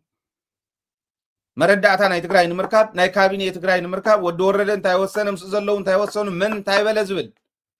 ንምርካብ መረዳእታ ክቅብላ ዝተቐመጣ ግለሰባት ማንም ወካል ዘይብለን ኣትየን እዮም ወካል ዘይብለን ኣትየን እዮም ባዕለ እየ ሸይሞየን ዝብሎ ይኮነን ቦታ እንሱ ባዕሉ ዝሸመሎም ካልኦት ስለ ዘለዉ ክንመፁ ኢና እዚኣተን ካቢኔ እንድን ኣባላት ካቢኔ እንድን ተቆፂረን ተዋሃባ ተቐመጣ 50 ፕላስ ሓደ ሕወሓት ተሳተፈትለን እንተረፋ ጂኤስቲኤስን ባይቶናን ሰራዊትን ዝሳተፉለን ካብዘን ሰለስተ እዚአን ቀኒሱ እዩ ቦታ ሂወን ዝኒሄ መን ወከለን ተሓታትነተን ንመን ኣማኸርቶ ይኮናን ካቢኔ እየ ንኣብነት ንዓለም ገብረ ዋህድ ናይ ፖለቲካ ኣማኻርን ናይ ዞዋን ናይ ወረዳን ክትትል ገይሩ ኣቕሚጥዎ ኣሎ ፐርፌክት እያ እዚኣ ቦትኡ እያ ንዓለም ኣማኻሪ እዩ ገይሩ ሸይምዎ ኣማኻሪ ኣይኮናን እዚኣተን ኣባላት ካቢኔ ኮይነን ኣትየን ቅድሚ ሕዚ እውን ተገምጊመን ዝወደቃ እየ ተገምጊመን እውን ካብቱ ቦተአን ዝወረዳ እየ ከምኡ ዝበለ ስሕተት ንከምዚኦም ዝበሉ ባንዳታት መቐበልቲ ኢንፎርሜሽን ክኾና ዝተቐመጠ እየ ነዚ ክእርሞ እዩ ዝብል ተስፋ ኣለኒ ሕዚ እውን ንግዚኡ ዝተወሰነ ወርሒ 2 ወርሒ 3 ወርሒ ቅፅላ ይኮና ካብኡ ግን ክእርሞ እዩ ዝብል ተስፋ ኣለኒ ከልዕለን እዩ ምክንያቱ መላእ ህዝቢ ትግራይ ተሓቲቱ እዚኣተን ብስራሕ ደረጃ ተገምጊመን ደሓን ዝኾና እንተዝኾና ውፅኢታውያን ስለ ዝነበራ ይቐፅላ ተባሂሉ እንተዝኾን ፅቡቕ ነይሩ ካብተን ዝወደቃ ቢሮታት ንሰን ሒዘንአን ዘለዋ እየን እንታይ እዩ ክቕፅላ ገይርወን መን ከይወኪልወን ዝብል ተሓታትነት ከስዕበሉ ታሪክ ከየበላሹ ክቕይረን እዩ ኣብ ቀረባ ዝብል ተስፋ ኣለኒ ናይ ዓለም ዘቕመጦ ትኽክል እዩ ፖለቲክሊ ብዙሕ ኤክስፒሪየንስ የብሉን ወዲ ወረደ ተመኩሮ የብሉ ናይ ፖለቲካ ተመኩሮ ዘለዎ ናይ ትግራይ ፖለቲካ ክልዓል ከሎ ብብቕዓት ደረጃ ፍጹም ዘይሕመ ናይ ባዕሉ ጎደሎ ግን ክህልዎ ዝኽእል ከም ሰብ ዓለም እዩ ፖለቲካ ትግራይ ተተዋሂሉ ፖለቲከኛታት ትግራይ ተተዋሂሎም ካብ ዓለም ንላዕሊ ብቕዓት ኣለኒ ኢሉ አይዲዮሎጂ ሒዙ ክትንትን ዝኽእል ሰብ የለን ፍንሕ ኢልካ ንስልጣን ናይ ባዕልካ ጻሕል ንምብሳል ይኾን እዮም ርአዮም የገለገሊኦም እውን ክልጥፉ ከም ዝበሃል ዝላ የለን ናይ ዓለም ኣብ ሶሻል ሚድያ ሓደ እንዳረኣኹ ነይረ እንታይ ዝብል ካብ 30 ናብ 40 ዕድመ ዘለው ናይ ሶሻል ሚድያ ተረባሕነት ወይ ከዓ ኢምፓክት ኣብ ሶሻል ሚድያ ካብ 30 ናብ 40 ዓመት ዕድመ ዘለው ኣብ ሶሻል ሚድያ ከም ዝደለይዎ ዘይኾኑ እዮም ኢሎም እዮም ዘቕምጥዎም ንምንታይ ካብ 30 ንታሕቲ ዘለው መናእሰይ ከም ድላዮም እንተደልዮም መስመራት እናጠሓሱ ይኸዱ ተሰምዖም ኢኻ መናእሰይ ከምዚ ይብሉ ኣለው ትብል ካብ 30 እስከ 40 ዘለው ኣብ ናተይ ዕድመ ማለት እዩ እዚኣቶም ወይ ከምቶም تحت 30 ዘለው كعبدو ይኹሉን ወይ ከምቶም ልዕሊ 40 ዘለው በቃ እዚዩ ንዓና ይኾንን ኢሎም ገለገሊኡ ገሪፎም መኸዶ ይኹሉን ቶም ደቂ ካብ 40 ንላዕሊ እቶም ካብ 30 እስከ 40 ዘለው ከጥፉ ከለው ማቹርድ እንዲኹም ታኾንኩም ከም ጌርኩም መጥፊኹም ይብልዎ ቶም ትሕቲ 30 ዘለው ከም ወሪዶም ቶም 30 ካብ 30 ናብ 40 ዘለው ምስኦም ወሪዶም ተሰርሑ ታይ ዕድሜኹም ይብልዎም ኣብ መንጎ ተጠቃዕቲኦም እዚኦም ኢሎም ዘቕመጥዎም ዘቕመጥዎ ቀልድሪ ልክዕኹም እዩ ኣለ ምስቶም ልዕሊኡ ዘለው እውን ከይኸይድ ሳቶም በቃ ከምዙ ትሕቴና እንዲዩ ዋላ ፖለቲካሊ ማቹርድ ይኹን እምበር ንዓና ዘይኽብረና ዝዓይነቱ ቶም ብትሕቲኡ ዘለው እውን ንሱን ተሒዝዋታ ስልጣነ የሕልፈናን ክጸንሕ እዩ ስለዚ ንሕና ልዕሊ ናቱ ዕድመ እስካዕ ንጸንሕ ክኸውን እዩ ኣብ መንጎ ዘሎ ስለ ዝኾነ ናይ ትራንዚሽን ዕድመ ዓይነት ስለ ዝኾነ ከም ዓበይቲ ንሱን ተሒዝዋ ንሕና እውን ናይቲኦምን ስለ ዝፈልጥ ክጸንሕ ይኽእል እዩ ስለዚ ንሕና ከም ዝደለናዮ ክንከደይ ንኽእልን ባህልቲ እዮም ኢለ እየ ዝኣምን ኣነ ቶም ታሕቲ ንሱን ተሒዝዋ ክጸንሕ እዩ ስለዚ ዝደለናዮ ብግዜ ንረኽቦን ዝብል እምነት ኣለዎም ፖለቲካሊ ስለ ዝበልፆም ካራክተር ኣሳሲኔሽን ናይ ዓለም ዝተፈጸመሉ መዓዝ ከም ዝነበረ ትፈልጡ እዩ መጀመርያ ዝጀመረ ብበዓል ኣባይ ወልዱ ዘመን ናይ መለስ ሌጋሲ ትብል ቃል ሒዞም ህዝቢ እናተላለሉ ናይ መለስ ሌጋሲ ማ ክወድቀና ይንደልን ንሕና እውን እንደልዮ ኢና ብዝብል ሕብረተሰብ እውን ከኣምኖም ስለ ዝኾነ ኣነ እውን ባዕለይ ዝድግፎ ስለ ዝኾነ እቲ ናይ መለስ ሌጋሲ ከይወድቀኒ ኢሉ ዝድግፍ ንበዓል ኣባይ ወልዱ እሞ ግን ተውሽጦም ዝነበረ ድኽመት ናይ ድኽነት ኤግዚቢሽን ገይሮም ትግራይ ይሰርሕዋ ዝነበሩ ከዓ ትድኽመት ነይሩ ጉጅለታት ተፈጢሮም ኣብ ዝነበሩሉ ዓለም ብዘይ ምሕረት ሳቶም ጽርግርግ ክብሉ ታወረቐት እውን ጸሓፋ ንሱ እዩ ታናይ መዛተይት ሰነድ ዝጸሓፋ ንሱ እዩ ዘቕረባ እውን ንሱ እዩ እትዮም ታርጌት ገይሮም ቶም ሽዑ ቶም ሓደ ጉጅለ ዝነበሩ ማለት ታርጌት ገይሮም እቶም ሕዚ ቶም ድሕሪ ኣብቲ ሽዑ ግዜ ዝሰዓሩ ከዓ ንዓለም ፖለቲካሊ ስለ ዝበለፆም ሰነድ ብምድላው አይዲዮሎጂ ብምትንታን ኣይቐርብዎን ኣውጥቑ የለው ኩሎም ይኣምኑሉ እዮም ኣነ ተወሰኑ ሰባት እውን ጠይቐ እንታይ ኮይኑ ዝወዲ እዚዩ ዝብል ሕቶ ስለ ዝነበረኒ ናይ ሓቂ ፀገም ዝፈጠረ ዝብል ሕቶ ስለ ዝነበረኒ ሓቲተ ብፖለቲካ ደኣሞ ዓለም እንተይሉኮ ትኽክል ኮይ በቃ ዓለም ደኣሞ መን ማለት ምስ ዝወዳደር የብላን ሕወሓት እውን ኣለኒ ክትብል ተኮይናስ ዓለም እዩ ዋላተን ሕዚ ዝዳለዋ ሰነዳት ዓለም ኣለዎ ባዕሎም ዝብልዎ የዛረብ ዘሎ ሕዚ እምኸውን ድሕሪ ኮይኑ ዓቕሚ እንተሃልይዎ ንቅድሚ ዳኣ ዘይተምፅዎ እንተተባሂሉ መልሲ የብሎምን ኣይ ቁሩብ ስለ ዝፅላእ ይብሉ መን ይፀልኦ ንምንታይ ኢኻ ትፀልኦ ኣብ ሶሻል ሚድያ እውን ረኣይዎ ሕወሓት ዘይመደበቶ ከምዚ ዘይመደበቶ መኻር መዲቡ ወዲ ወረደ እዩ በዓል ሰፋ ብርሃ በዓል ወልደ ስላሴ ጌታቸው ክምድብ ከሎ ብሕመ ይመሉ ኣይበሉ ነይሮም ኣብ ኣማኻርቲ ኮይኑ ዓለም ኣማኻሪ ኮይኑ ክምደብ ከሎ ንምንታይ ዕምዒም ይብሉ ብምክትል ፕሬዚዳንት ማዕረግ ገለ ስለ ዝኾነ ክሰርሓ ስለ ዝኽእልታ ፖለቲካ ናልባሽ እውን ኣብ ቀጻሊ ተኻድረ እውን ብደንብ ስለ ዝድግፎ ኣብ ቀጻሊ ፕሬዚዳንት ክኾን ይኽእል እዩ ወይ ክመፃ ይኽእል እዩ እሞ ከምዚ ዓይነት ናይ ስልጣን ሓሳብ እንተዘይኮይኑ ብዓቕሚ ከም ዝበልፀኩም እንተፈሊጥኩም ሞ ጎደሎ ኣስተኻኺልና ፈሎ ኣፕ እንዳገበርና ንኺድ ንሳገር ዓቕሚ ዘለዎ ብትክክለኛ ቦታ እዩ ሃይለ بريزيدنت ناي تግራይ ኮይኑ ከም ማሕደር ዝኽእል እንድሕር ኮይኑ ዓቕሚ ካብ ዘለዎም ሓደ ሃይለ እንተ ኮይኑ ምስተም ዓቕሚ ዘለዎም መጽኹ ወዳደር ኣለዎ ሃይለ ስለ ዝኾነ ይጸሎ ሃይለ ሕመቕ እንተሃልይዎ ጥራሕ ኢኻ ትጸሎ ክትጸሎ እውን እንተይኮነ ትእርሞ ኣብዘይ ቦቱ ኣቲ ኸይሕምስ እውን ትገልፎ ትኽልክሎ ብብቕዓት ብትኽክል ብመርትዖ ስቕ ኢልካ ዕኒኒ ግን ተነጻጺለን ነይረን እንዲን ሕዚ ሕወሓት ክትሰጥም እያ ዝብል እምነት ኣለኒ ክድሕኑ እንተኾንኩም ዳሓን ዝኾነ ንቕድሚት ተምፁ እዚ ክትገብሩ ኣለኩም ኣነ ክከታተላ እንዲዚያ ክከታተላ ንዓለም ኢለ ይኮነ ዓለመይ እንታየን ረኺበዮም ካብ ዘይፈልጥ መራሕቲ እውን ሓደ ንሱ እዩ ኩሉ ግዜ እዛረባ ገምጊመ ግን ከመ ሚድያ ዘሎ ሰብ መረዳእታ ኣኪበ በል እንተበልኩ ዝረኸብክዋ ነገር የላ ታዝረኸብክዋ ሓንቲ ሕወሓት ድሕሪ መለስ ሰብ ኣለዋ ክበሃል እንተኮይኑ ዓለም እዩ ንቅድሚት ንኸይወፅእ ግን ኮነ ኢሎም ይሕምስዋ ኣሎ ዓለም ኣብዘይ ቦቱ ኣቲ ዝሓመሰሉ ቦታ ይፈልጥ እያ ማይ ቢሮ እውን ሓላፊ ኮይኑ ሰሪሑ እንዲ ኣይትኽክልን ናይ ቦትኡ እኒሩ ናይ ፖለቲካ መራሒ ኮይኑ ክኸይድ ግን ብትኽክል ኣነ እውን ኣምነሉ እየ ኣለና እንብሎ ንሱ እዩ ስለትብሉ በዓልኹም እየ ዝብሎም ዘለኹን ሕወሓት ከምኡ ዝበለ ሰብ ብምእታው ታጎደልኡ እናኣርነበ ሕዚ ንኣብነት ናይ ወሃቢ ቃል ናይ ፕሬዚዳንት እውን ተዝውስኽ ወዲ ወረደ ኣነ ሰጀስ መገበርክዎ ንሱ ይሓይሽ ባህሊ ወዲ ወረደ ካብ ክዛረብ ወሃቢ ቃል ድሓን ዝኾነ ዝዛረብ ሰብ ንቅድሚቶም ፅዩ ተዘራረብሉ ዝኣመነሉ ካቢኔ ዝኣመነሉ ብደንብ ገይሩ ብኩሉ ቋንቋ ኮሙኒኬት ገብር ዝኽእል ሰብ እንተዝእቱ ቁም ነገር መተሰርሐ ዝብል እምነት ኣለኒ ታገብራ ዘለዋ ንሳ ክነማኽሮ እንተኮይንና እውን ንሱ እዩ ተንሕዚ ናይ ፀጋም መንገዲ እንዳተኣርነባ ድሓን ዝኾኑ ሰባት ኣቦቶኦም ዳኣተው እንተኸይዶም ኣብ ዝቕፅል ድሕሪ ሓደ ዓመት ማለት እዩ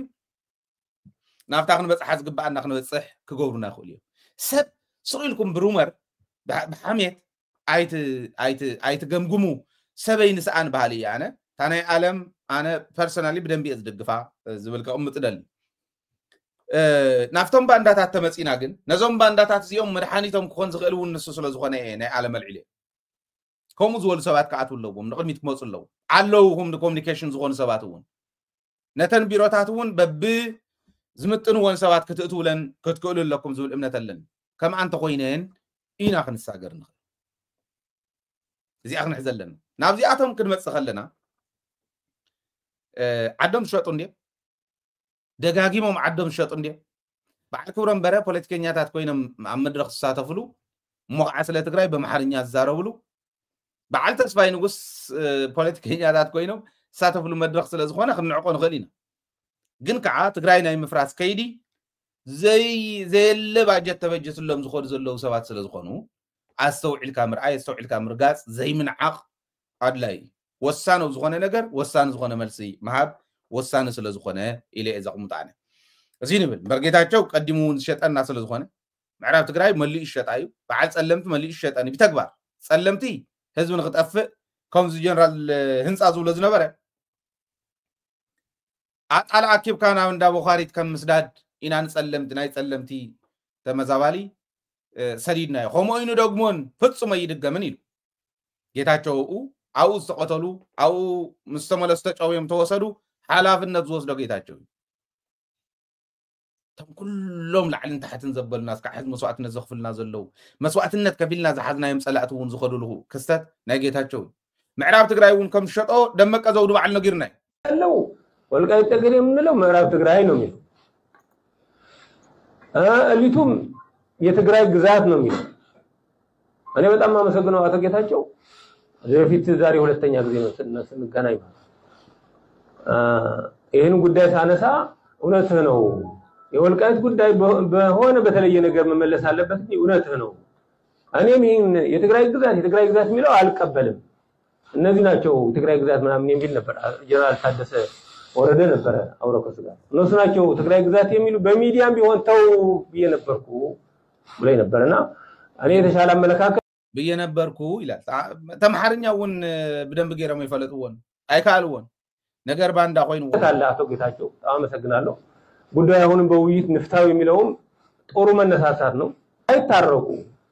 ገዳይ ሳይክስ ና ቢባል ወደ አንድ መንደር ወደ አንድ ቤት ና ቢባሉ ግን ሊጋደሉ ይችላል ተመልሶ ደም ላለመፋሰስ ብሎ ሽማግሌ ይለያያል برتسنينا زنقركم حدا نجر معراب تقرأي تفتوه تسأل ختحزن دي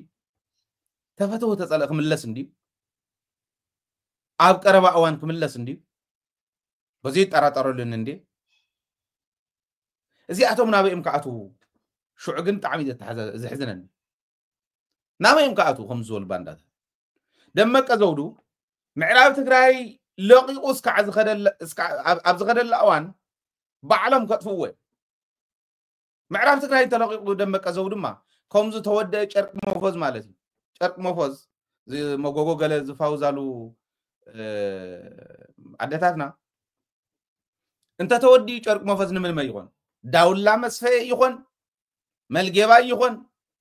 من ما يخون بك أنت بتبصلت بالكترك أخلى خاصلت بالتاس ترجم زي ولو سبيو معراب تقرأي تلقي دمك أزود نغيرك هاي كون زلوا ترجم زي ولي تايد أخ جبر زلوا وحزي سكع حزي تجاهيني ري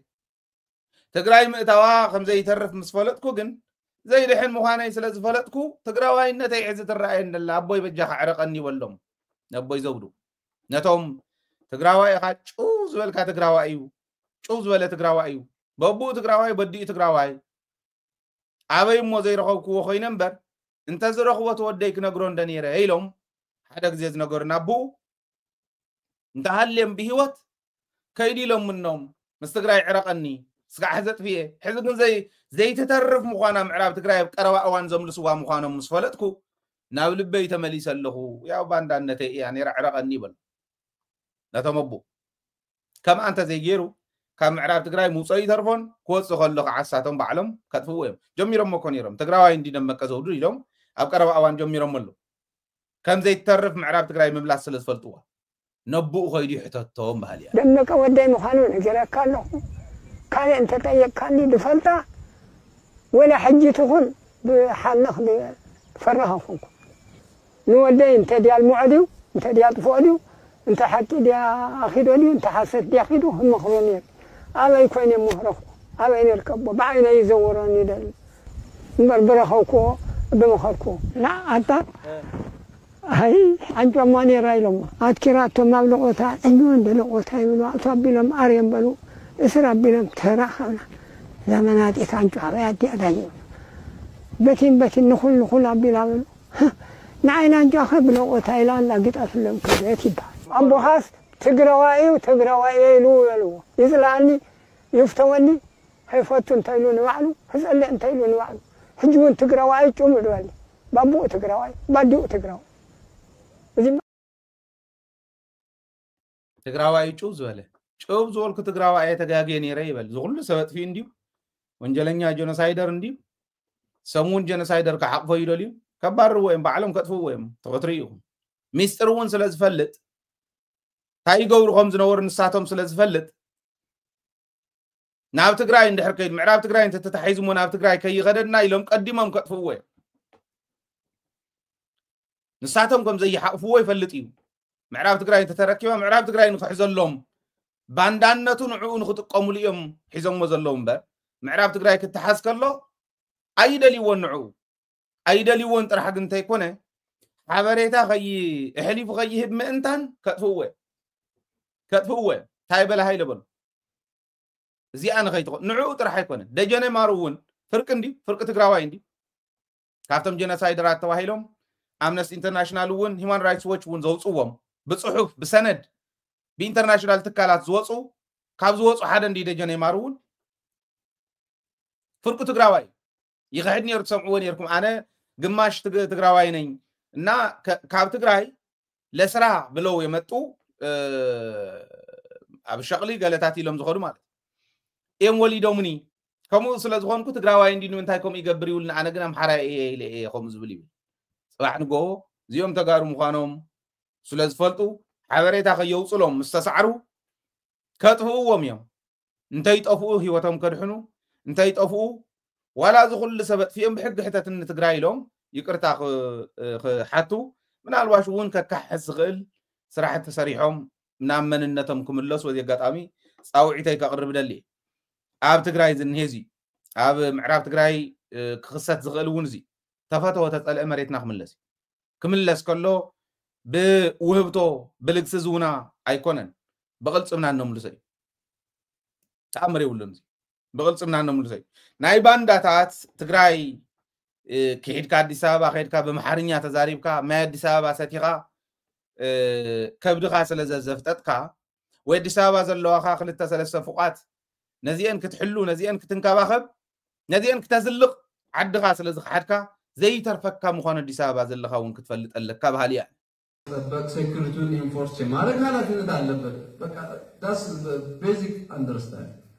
በሞያሌ በኩል የሆነ ነገር ቢመጣ የሌላ መንግስት መጥቶ ቁጭ ቢል በትግራይ ውስጥ ባለው ትዕግስት ልክ ይታገሰዋል ወይ የፌደራል መንግስቱ ለምን ማህበረሰቡ ትኩረት አድርጎ የውስጣዊ ጉዳዮችን እንዳይታገል እያደረጉት ያሉት የበያል ተፈጥ በጣም ብዙ ኤክስተርናል ጉዳዮች አሉ حزب بمويالي غير زمص صلاة انت حليو خاطو خمز خئل لكع نيرتراون بتግራይ غيرو يئتو ኢኒር ተዘራው አረጋው ነቅሪው ወይ በዓልኩም ዚም ዞሉ ነቅሪውም ማየም ደቃ በሌላ በኩል የመጣውን ጠላት እንደሚከላከለው በትግራይም እንደዚህ ጥሶ ትግራይ እንደዛ አይደለችም ወደድክም ጠላህም ትግራይ ሀገር ናት ተወደደም ተጠላም ሀገር ናት ትግራይ ሀገር ያንብለኮ አብ ህልና ትግራዋይ ተሃነጸት ሀገር ስለዝሆነት እዩ ካሊኮ ተአምር ይሁን አብ ህልና ተጋሩ አብ ህልና ኃይለ ትግራይ ትበሃል ካርታ አልዋሃ ምላሽ ለማልሞ ምላሽ ዘካተተት ትግራይ ትበሃል ሀገር ንያውዝ አብ ህልና ይንሳያዘል ትግራይ ተስዕር እንዳበለ ትግራይ ሀገር ክትከውን ያይሉ መስዋዕትነት ዝኸፈለ መንእሰይ ነታ ሀገር ነታ ትግራይ ትበሃል ሀገር ከመይ ገሩ እንዳሰላሰላ خمس ተሰውአ አብ ህልና ይንሄ ታሪኽ ይንሲ ትግራይ ትበሃል ሀገር ክትኮን ዝግባአ ቀደም ዋላ እንተ ነበረ ተታሊልና ንሕናውን ወለድናውን ቅድሚኦም ዝነበሩን ተታሊልና ሀገርና ዘይ መስረትና ንዓድ ሀገር حراق نوص نعد هاجر مسلهم كنرجاجز كربحو كنربح إن عند سرحنا صريحنا إزيو ولا أنت زي حفرنا له بقلت من عد هاجر ولا تتقيمهم تقون نحنا وين كاف زنورنا له كالعواي زيجا ناب معرنت مسينين ولا خبر مسوعتنا تنتخفل تعز هاجرينا زبل حتى كان محز يحسبن هاجرينا يكون المعرم ساخمينا لنا ونكوي سمعنا لهم إنا كنت مسوعتنا تكفلنا حدا سب نمنتهي موسو غفل نيرو شعو زي اللي عاد نيريو ما جمريها نافت درجة حزب وصحنا يزلنا خنمسح فمز غفلنا يوم ملامل دك حزبي إيموم تيمو سسا شح قبيرنا مئة شح أكالو بديلنا زمصانا يو معرينا غافت سكندر زبحال زنوره كالو عايز يقا زبحال زنوره نام معرنت زمصانا لو بمسوعتنا تدك حزبي إيو زبل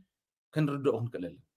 مسوعتنا نقوم شينا أبي كم زنورنا تاريخ تمليس كامن باب ويولد محتاج لاي راعي كفلي يفكرلون كراعي كفل علي يفكرلون زبحال زنوره تقراوي سيسون نقاسي سيسون نقداس نداول ذهب زنوره تقراوي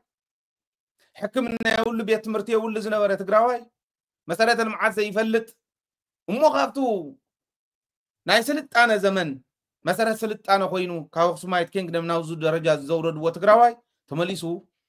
ናብ ማዕርነት ክመጽ መስዋዕትነት ከፊል ይመጽ ሕዝገ ሃገርነት ክነረጋግጽ ታበብ ግዚ እንዳመጸት ተበልዓና ዓዲ እንዳመጸት ከይትበልዓና ሃገርና ናይ ባዕልና ሃገር ክነውሕሲልና ኢና መስዋዕትነት ንኸፍል ዘለናን ከፊልና እዚና ክንርዳእ ዘለና ታሃገሩ እንተ ታሃኒጻ ማኻብ ዝወስዳ ሰብ የለን ናይ ግዜ ጉዳይ ولا حج انت زي جبر صباح نقول خمس تكبر الرقاقص قاداس كمي لك عمت ود عفارت مال زول زنبر نحنا عفارت بهالهاجر انت تمسريتا مستقراي سلامينا ندلي انت دلينا كونفدريت نقبر انت دلينا بوردرنا فيزا زي يدليو بوردر غيرنا كنبر ندلي مستقراي بايسنا خنبز دل صلاغن صلا مخان نفلطينا ندينا يبلو خمس زنبر كوابينا كمي غيرنا إنا خنحز مس كوابينا كمي إنا خننبر ناي تግራይ ቅልጽም እንታይ ይኹን ዘልዓለምካ ብቅልጽም ካንተ ዘይኮይኑ ብልግሲ ብልመና ዝመጽእ መንነት ዝኽበር መንነት የለን አውዚ አሚንና እንተ ኸይድና ሃገርና ክነውሕሲና እዩ ኢትዮጵያ ግን ባንዳታት ብምስላፍ ጥራሕ አይኮነ ተጋሩን ኤርትራውያንን በሐንሳብ ጽምደት ባህል ስለዘላ ብላዕሊ ኣብ አዲስ አበባ ዝእሰሩ ዘለው ተጋሩን ኤርትራውያንን ገንዘብ ዘለዎ ይወጽእ ናይ እቶቶም ናይ ፍልፍል ኢኮኖሚዮም ገይሮሞም ኣለው ፖላዊስ ንተጋሩን ኤርትራውያንን ኣብ አዲስ አበባ ኣብ ካልኦት ከባቢታት እውን ከምኡ ንምንታይ ሓደ ክኾኑ እዮም ዞም ህዝቢ እዚኦም ሓደ እንድሕር ኮይኖም ኣይከኣሉን ይሰዓርን ዞም ህዝቢ እዚኦም ሓደ ሃገር ይኹኑ ዝደጋገፈ ሃገራት ይኹን ኣብ ዘይገድስ ኣይሰዓርን ዞም ህዝብታት እዚኦም ትጽምዶ ዝብል ወላ ሽሙ ዝልበልና ንወሎ ወላ ህዝቢ ንህዝቢ ርክብ ንወሎ ርታዓው ጽምዶ ንወሎ ከምቲ ንሕና ንብሎ ክንዲ ዝድላይ ይኹን ሰላም መንጎ ዞም ህዝብታት እዚኦም እንተ ተፈጢሩ እቶም ሸራሕቲ ቶም ሴረኛታት ክነብሮ ይኽእሉን ሴሮም ከረጋግጾ ይኽእሉን እዚ ትክንሓስበሉ ዘለና ይግፋ አዲስ አበባ ዝኔ ይግፋ ኣብ ዘይተገፈፈሉ ከባቢ የለን ባይዘው ይገፍዎም ኣለው ይኣስርዎም ኣለው ይጨውይዎም ኣለው ተለይሉ ትጽምዶ ተረጋጊጹ ናይ ትግራይ ላዕላውነት እንተ ዘይተረጋጊጹ ኤርትራ ክትቅጽል ኣይትኽእል እቶም ትግራይ ክፍጠር ዝተሓሰበ ፖለቲካውን ወታደራውን ክፍፍል እንተ ተሳኺዑሎም ሓደጋ ንትግራይ ጥራሕ ኣይኮነን እንተሎን ኤርትራ ዳስ ዋይ ኩሉ ግዜ ክሓትት ከለኹ ኣነ ታዲኦም ኣነ ክዛረቦ ከለኹ ከምዚ ጌጋ ዝገብር ዘለኹ እዩ ዝመስሎም ከምዚ ናይ ጫጩት ጭቕጭቕ ይብሉ ፍቲን ይርኦም እዩ ርትዓዊ ጽምዶ ማለት ኣብ መሬት ዝወረደ ህዝቢ ዝኣመነሉ ህዝቢ ዝተረድኦ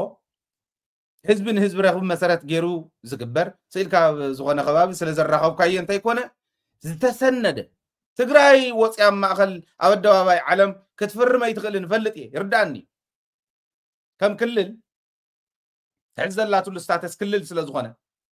ናብ ሃገርነት ስለ ዘይተሰጋገረት ገና ናጽነት ኣስካዕ ትእውጅ ክትፍርም ኣይትኽእልን ትክክል እዩ ሰነድ ናይ ውሽጢ ሰነድ ምግባር ግን ይከኣል ረኽብኻ ኣብዙ ኩነታት እዚ ኮይንካ መራሕን መራሒ ክልቲኻ ስለ ተዘራረብካ ይኮን እንተ ሓለፉ ድንገት እዞም ሰባት እዚኦም ሰብ እኮ ሓላፊ እንተሞቱኸ እንተኸድዑኸ ኩነታት ተገለባበጣይ ስለ ዝኾነ ሰነድ እንተሃልዩ ህዝቢ ዝኣመነሉ ህዝቢ ተዘራረበሉ ሰነድ ክንድድላያ ኢትዮጵያ ትዕበል ውዕል ፕሪቶሪያ ሰላም ኣይትፍጠር ይብል ሰላም ክንፈጠር ኢና ምስ ኤርትራ ምስ ኢትዮጵያ ወኪላትና ሰላም ክትፈጠር ኣይትኽእልን ምክንያቱ ዘራኽበና ምስ ኢትዮጵያ ውዕል ፕሪቶሪያ እምበር ሕገ መንግስትና ኢትዮጵያ ይኮን ውዕል ፕሪቶሪያ ክኽበር ከሎ እቲ ሕገ መንግስት ዝኽበር ምክንያቱ ብሕገ መንግስት መሰረት ስለ ዝብል ባዕሉ እውን በቲ ሕገ መንግስት መሰረት ንኸደለና ኸይብሉ ውክልና የብልና ነብቲ ሃገር ታተራኽበና ቀጣን ገመድ ናይ ፕሪቶሪያ ንሳ ከዓ ሰላም ግበሩ እያ ትብል ሰላም ኢና ንገብር ዘለና ኢልካ ሰነዳዊ ዝኾነ ዝተሰነደ እከለ እንተሓለፈ እከለ ክትክኦ ዝኽእል ክዘልቕ ዝኽእል ጸላእቲ ብዝነበረ ቅርሕንቲ ባዕሎም ብዝፈጠርዎ ኣፈላላይ ሸሊኾም ዋላ ጸባብ እንተገበርናዮ በኣ ሸሊኾም ኣትዮም ካሊእ ነገር ከይገብሩ ናብ መሬት ዝወርድ ዝመፀ ይምፃእ መራሒ ዝትክኦ ዘቕፅሎ ዓይነት ረኽቢ ጌርና ንኺዶ ምባል ነውረ ኣይኮነ ከምዚ ክብል ከለኹ ዘጉርዑ ኣለዉ ንሳቶም ዝሓስብዋን ንሳቶም ዝዛረብዋን ጥራሕ ሓቂ ዝመስሎም ትሕዝብሎ ዘለኹ እቲ ትኽክል ንህዝቢ ጠቅም ጽምዶ እንደግፎ ነገር ግን መሬት ይሓዝ ጽምዶ እንደግፎ ነገር ግን ይሰነድ ሰነድ ይሃልዎ እከለ እንተሓልፍ እከለ ዝትክኦ ይኹን ህዝቢ ድሕሪ ሕዚ ፍጹም ኣብ መንጉ ዝፍጠር ጌጋ ኣብ መንጉ ዝፍጠር ጎነፅ ከይህሉ ጌርና ንስራሓዮ ምባል ነውሪ የብሉ እንደም ክድገፍ ዘለዎ ንሱ ሕልምኹምን ተግባርኩምን ንሱ ይኾን ዘሎ እዚ ይግበር ዘሎ ንሱ ንኸይግበር የአዲስ አበባ ትግራዋይን ኤርትራውን ዝግፈፍ ዘሎ ንሱ ንኸይግበር የአዲስ አበባ ተሸሪሖሞ ዝነበሩ ብቀዳማይ ዘቃልዕናዮ ኤርትራውን ትግራዋይን ኣቀጣቂጦም ወይ ተጋሩ ኮይኖም ኣነ ትግራዋይን ታዳንኹም ንዓኹም ምሳኹም ዝበሃል ጽሙደ የለ እንዳበሉ ኣብ ልዕሊ ኤርትራውያን ዝኾነ ነገር ክፍጽሙ ሓሲቦሞ ዝነበሩ ሰብ ገዚኦም ክገብርዎ እውን ክእሉ እዮም ሕዚ ኣረሳሲዖም እዚ ገይሮም ከፈላልዩ ኢና እዮም ዝደልዩ ኣብዚ ኢና ክንነጥፍ ዘለና ኣብዚ ኢና ክንብርትዕ ዘለና ዝብል እምነት ኣለና እቲ ካሊእ عوشتنا عنتو يوني لينير ما حضرتي ناي زوات تግራይ ፍላይ ኣብ ዞባ ደቡብ ብምኽንያት ፈዛ ዘካይዳ ናይ ግዜያዊ ምሕዳር ትግራይ ፈዛ ዘካይዳ ናይ ሕወሓት ሕዚ እውን ቅልውላውያን ኒሃታ ዞባ ኣብ ዝሓለፈ ኣብ ቅድሚ 3 መዓልቲ ከባቢ ሃፍቲ ኺሮስ ንመሓደርቲ ወረዳ ናይ ጸጥታ ሓለፍቲ ናይ ወረዳታት ፕሮፓጋንዳ ገለ ዝበሃሉ ኣኪቡ ነይሩ ዝብል መረዳእታ ወፂሕኒ ካብሎም ጀሚርና ስምረት ኢና ይብል ሃፍቲ ኺሮስ ዝበሎ ኣነ ዝበፅሓኒ መረዳእታ ዝሕልፍ ዘሎ ንዕኡ እውን ዓዲሞ ነይረ ኣብዚ ክመፅእ እንድሕር ጌጋ ሃልዩ ወመፅኡ ይኣርም ዝሓለፈ ዝሕለፍናዮን ጌጋ እንተሃልዩ መፅኡ ይኣርም ይማጎት ሕዝቡን በዚ ኣጋጣሚ ይዕድሞ ኣለኹ ትግራዋይ ስለ ዝኾነ ንኩሎም ጌታቸው ይኹን ወላ ኣረጋዊ በረስ ዘይኹን ዝኾነ ይኹን ኣብ ደደቢት መፅኡ ክምጉት በርና ክፍቲ ክንምጉቶም ንኽእል ኢና ኢለ ስለ ዝኣምን ትሕዚ ዝገብሮ ዘሎ ግን መራሒ ዞባ ተመዲብሉ እዩ ንምንታይ እታ ቦታ እታ ዞባ ነቲ ሕዚ ሓድሽ ዝመደቦ በዓል ወዲ ወረደ ዘየሕሊፉ ዘይዎ ሕጊ ዘየኽብሩ ሕጊስ ከዓ ዘየኽበርካ ተዋረድካ ኢኻ ትነብር ናዋረድዎም እዮም ክነብሩ እዚኣቶም ከዓ ብርግፀኝነት ዝገብርዎ እዛረብ ዘለኹ ስለዚ ምስ ተዋዓል ዝተመልኦ ከይዲ የድሊ ኣብ ዞባ እዚዩ ኣብ ዞባ ደቡብ ምብራቕ ዝገብርዎ ዘለዉ እንተተቐብልዎ ህዝቢ ዝመረፆ እዩ ዝኸውን ህዝቢ ዝመረፆ እዩ ዝኸውን ህዝብስ ብዝመረፆ እዩ ዝምራሕ እምበር ሰኢልካ ብላዕልና መደብካሉ ዶ ይኸይድ እዩ ትኩስ ድንሽ ዝበሃል ከም ትኩስ ድንሽ ኣብ ልዕሊ ህዝቢ ነውሪ ዶ ይኮነ እዮ ትገብርዎ የብልኩምን ኣብዚ ክጥንቀቑለኩም ዝብል እምነት እዩ ዘለኒ ካሊእ ናይ ወደን ጥሩ ዝምልከት ሓድሽ ዜና ሰሚዐ ዝገርም እዩ ኣብ ትግራይስ ኣብ ግዕዚና ዘይተኣለኸ መን እዩ ኢለ ደልየ ክረኽበሉ ዘይክእለሉ ምክንያት እንታይ ወደን ጥሩ እዚ ኩሉ ዓዘፍዘፍ ለካስ ኣብ ወርቂ እኒሄ ዝወዲ ኣብ ወርቂ እኒሄ ወርቂ ብዙሕ እንዲና ክንምርምር ክንከዳ እንዲና ብፍላይ ዝሕግዘና እንተረኺብና ታንሃና ፀገምና ናይ ሳተላይት እያ ፀገምና ስቱድዮ ንስርሕ ስለ ዘለና ሓግዙና ኢና ኢልና እዚኣ እንተ ጌርኩም ኣይትጠራጠሩ ክንከደን ኢና ተን ናይ ወርቂ ይኾና ናይ ወረዳታት ዝኒዋ ግዕዝና ናይ መሬት ናይ ካሊእ ናይ መንግስቲ ሰራሕተኛ ናይ ሰብዓ ካሬ ገለታት ዝበሃሉ ክንከዶ ኢና ፀገምና እንዳ ቻሌንጅ እንዳገበረና እንተኸይዱ ግን እንታይ እሞ ክንገብር ክንብለኩም ኢና ክንሰርሕ እንተኮይንና ኩሉ ዝከኣሎ ነዛ ሚድያ እዚኣ ክሕግዝ ኣለዎ እትም ሰብ ክሕግዝ ኣለዎ መወዳእታ እውን ክቕምጠልኩም እየ ፀኒሐ መማረፅታት ግን እቲ ናይ ወደን ጥሩ ዝገረመኒ ኣብ ወረዳ ጣንቋ ምላሽ ፍሉይ ቦታ መላቕመ ዝበሃል ብኬሚካል ይሕፀብ ኣብዚ ከባቢ እዚ መቸም ኩላ ትግራይ እንድያ ትባላሾ ዘላ ኣይደኖ እቶም ኢንተሊጀንስ እንታይ እዮም ዝገብሩ ናይ ፖለቲካ ምሕደራ ኢንተሊጀንስ ወታደራዊ ኢንተሊጀንስ እዚኦ ፅኒዖም ፅሑፋት ኣቕሪቦም ውሳነታት ተወሲኖም ዘይትግበር ንምንታይ እዩ ዝብል ሕቶ ኣለኒ ብርግፅ ናይ ወታደራዊ ኢንተሊጀንስ ብፅሑፍ ኣይሕመን بزحوه يحمي سندات بمسنا ده يحمي ناي مردات ጸገም እውን የብሎም to be honest أنا زي رداء فلتيه تناي politica intelligence خندو زأكل كم زلوا أي فلتن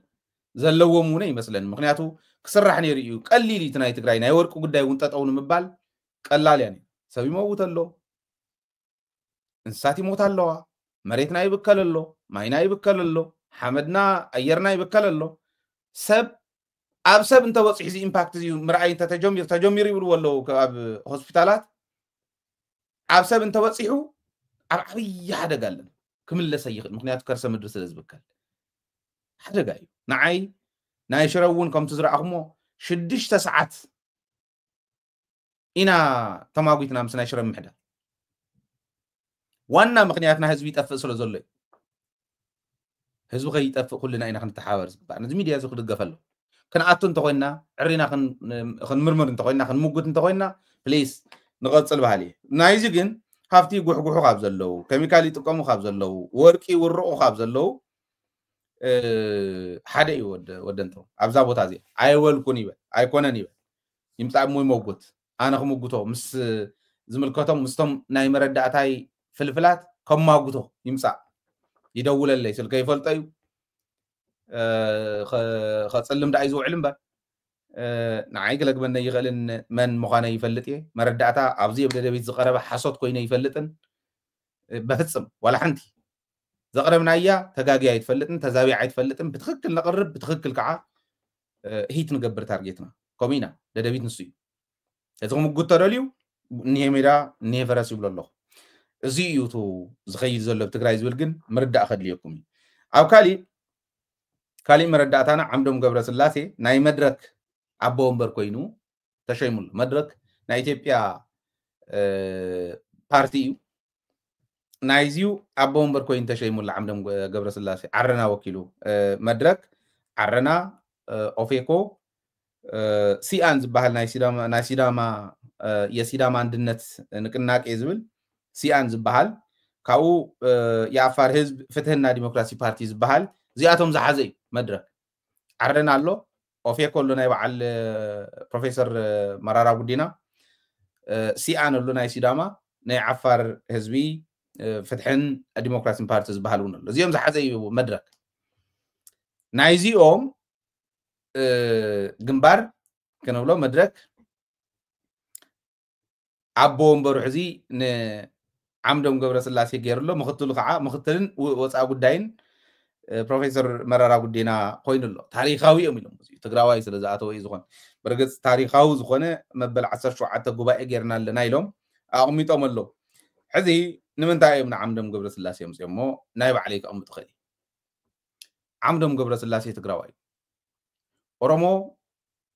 ክንዲ ዝተፈላለዩ እንተተፈላለዩ ናይ ኦሮሚያ ፖለቲከኛታት ኣብ ረብሓ ኦሮሚያ ኣይፈላለዩ ራዕይዎም ኩሎም መራራ ጉዲና ጥራሕ ዝመርሑ ጥራሕ ኣይኮነን ኦነግ በዓል ዳውድ ኢብሳ ዝመርሕዎ ጥራሕ ኣይኮነን ቶም በረኻ ዘለዉ እውን ኣብ ናይ ኦሮሚያ ሃገርነት ኣይደራደሩን ቶም ኣብ ስልጣን ዝኔው እውን ስልጣን ንሕና ሒዝና ክንቅፅል ግን ኦሮሚያ ንመስረት ተዘይኮይነ ፈላለዮም ኣይደራደሩን ትግራዋይ ብኡ መዝኑ ትግራይ ሃገር እያ ክትበሃል ከላ ሃገር ኣይኮን ኣብ መቐለ ኮይኖም ንሕና ኢትዮጵያውያን ኢና ተጋሩ ይኮናን ዝብሉ ቀዳማይ ምስ ኪዳን ኣመነ ዝከራኸር ዝነበረ ራእዩ ኢትዮጵያውያን ኢና ንሕና ተጋሩ ይኮናን በቃ ኢትዮጵያ ዝበለትና ኢና ንገብር ዝብል እምዬ ምኒልክ እንዳወሉ እንዳጨፈሩ ዝውዕሉ ዝሓድሩ ኣብ መቐለ ኮይ ከም ኣዲስ ኣበባ ዝሃደሙ ከይመስሎም ኣብ መቐለ በዓል ዓምዶም እውን ኣዲስ ኣበባ ከይዶም ናይ ኣዲስ ኣበባ ፓርቲ ናይ ሸዋ ፓርቲ እዮም ክመርሑ እንተኣሚኖምሉ ክገብርዎ መሰሎም እዩ ኣብ ኢትዮጵያ ውሽጢ ረብሓ ትግራይ ዝረጋገጽ ኢሎም ክሓስቡን መሰሎም እዩ ክንምግቶም እምበር ንምንታይ ከምኡ ልክንብለ ይንኽእልን ንዓይ ጌጋ እዩ ግን ጌጋ ስለ ዝኾነ ንስኹም ከምዚኢኹም ኢለ ከም ፍንጣጣ ከነውሮም ኣይደልን መሰሎም እዩ ክንምግቶም እንተኮይንና ግን ረብሓ ትግራይ ዝረጋገጸሉ መንገዲ እንታይ እዩ ዝብል ንሕና ንባዕልና ክንፈልጦ ክንክእል ኣለና ንዓይ ኣብዚ ብደደቢት ንገልጾ ኩሉ ግዜ ነልዕሎ እንታይ ምዃኑ ትርድእዎ ኢኹም ስለዚ ሓድሽ ኣይኮነን ናይ ደደቢት እምነት ሓድሽ ኣይኮነን ናይ ሃይለ እምነት እውን ሓድሽ ኣይኮነን ናይቶም ዝምግትዎም ዝነበሩ ሓደ ሚድያታት ትርእይዎ እውን ሓድሽ ኣይኮነን ክንማጎት ንኽእል ኢና ተዋና ነገር ሕማቕ ዝኸውን ግን ተለኣኽ ናይቶም ናይ ባዕሎም ረብሓ ዘረጋግፁ ዘለዉ ኣብ ናይ ባዕሎም ናሽናል ኢንተረስት ፍጹም ዘይፈላለዩ ናታቶም ተለኣኽ ኮንካ ትግራይካ እናውደቕካ ነንባዕልካ እናተጣማመትካ እናተኣሳሰርካ መፃወድያ እናተቆላለፍካ ክኸውን ከሎ እዩ ሕማቕ ዝኸውን ከምኡ ከም ንገብር ነንባዕልና ከም ንናቆር ስለ ዝፈልጡ ኣብ ክሪቲካል ግዜ ዝገብርዎን ራእዩ ሕዚ ንዓምዶም ሸይሞሞ ዝኔኦ ሕዚ ፈትዮሞ ወይ ዓምዶም ክኸውን ስለዝኽእል ስለ ዝበለፆም ኣይኮነን ተዝበለፀ ፖለቲከኛኦም ንሱ ስለ ዝኾነ እውን ኣይኮነን ኢለ እየ ዝኣምና ነቲ ናቲ ታርጌቶም ስለ ዝፍለጥ መሳርሒ ግን ክኾኖም ይኽእል እዩ ሕዚ ተንኮል እዩ ኣዲስ ኣበባ ኮይኖም በዓል ኣብርሃም ክንዲ ድላይም ባንዳታት እንትኾኑ ናይ ትግራይ ጉዳይ ናይ ትግራይ ረብሓ ፈፂምና ሕሊፍና ይንህብን ኢሎም ክኸዱ ዝኽእሉ እንተዝኾኑ ነይሮም ትግራይ መተረፍሐት ግን ከምኡ ደ ይገብሩ ዝብል ግን ተግባር ንሪኦ ዘለና እዩ ትግራይ ምፍራስ ለይትን ቀትርን ዝፅዕሩ ሰባት እዮም ብጣዕሚ እየ ዝሓዝን ነዚኦም ነቶም ባንዳታት ኮይኖም መሳርሒ ፀላእቲ ኮይኖም ዘገልግሉ ዘለውን ነቶም ፀላእትና ብደገ መፅኦም ከም ሓርገ ፃፎም ከፊቶም ክበልዑና ዝደልዩን ክንምክት እንተኮይንና ሚድያና ክሕገዝ ኣለዎ ዝብል ዘቕመጥክዎ ነዚ ንሕና كالي تأمرين دل تقليو تيميتش نخفرس زغورو نميديا يلوم بناي ميديا سبب زعكو وغنزب زولو عصابات سلو زنوري ميديا نغي امن ميديا ربح ميديا بتكبار نخين رئي خير اتهزبنا زغورو سبات سلو زنوري ددبيت جن ربح ميديا انتهي مخانو بتكبار زرقاقصت ميديا عياي لإزام هايله سلز ربحالو يكونن عبد دبيت أكالي سنسن سعزبل تعنا يسكع الزبع فتناتاتكم تتفولتوا وسكع زبط حني زقصل كله زقصل له زلخ عزون ميديا اتا انكو نحنا خم تقارو زي تردعنا يا قن انكو مسارحتنا يطلع تنساس لزخونتي بزي انت سعرنا يوم بخالي خسعرنا يكون كن سعرهم كعميديا حق زلو هاي لبينو تخص لزولا هاي لغوص خلو اندحر وريق ازا ميديا زي اترقم يبلا 4-5 هايل انت هاللي موزي جن انت قونا ناي عمت ناي حدا غازيتنيا يهو غازيتنيا قصر ممبرشيب يهو وي دغاف بوغني ازن هيلكا دغاف دغيفكا تا ميديا تدغيفا استوديو صريح مقال حزي تعرفين افتن زواتات استوديوتات الناس سرحتنا غزات انت قيدا اب زواتات انت قميطنا يوم كاوخصم نعدوا كاوخصم ناب كالئت كبابتات ناي ماخلاي كماي ጨውን مخوني كماي ጨውን لماطا كماي ጨውን اب كروم خيد نتقيل ناي زوا ماخلات تحلينا شوعت ماخل طرح ينزليا حجت حانت نسرح يا ناي مقالي بلله يا اخي نسرح حقزنا كوينال 100 شعون يوصت نسقع حزي 100 شعون يوصت محفري مالتك بالكلو بطعمي انا ندحنيتي نملسن جن بتكبر نسرح زلنا هاي لا طرح يكون نبدا تلفزيون سر 14 ميديا الله ايلكم الله سومن حدا غزي سومن كل تغزي سرح ولا انت خونا غلغلي نحنا ددبيت طرحون يكون ددبيت تلفزيون بزحات ون حقي في زخد كاو كل اللي جن عبد ددبيت تلفزيون عبد ددبيت ميديا زلنا اتباركتنا انت خيدنا بروفيشنال استوديو انت هانيتنا تاكم كتغورو تهافتتم سب هافتا سب هافتي تاي خونكم ندنغرني زي عدلادي الناس هيو تشالنج غبر زخل ميديا بزخونه يكون وان زي يودق ميديا لنا بدنبي بربح حزب زي الدرادور سوات مسرت ويلكم تاخذكم من تدقفكم ميديا زي تايكم كتكونوا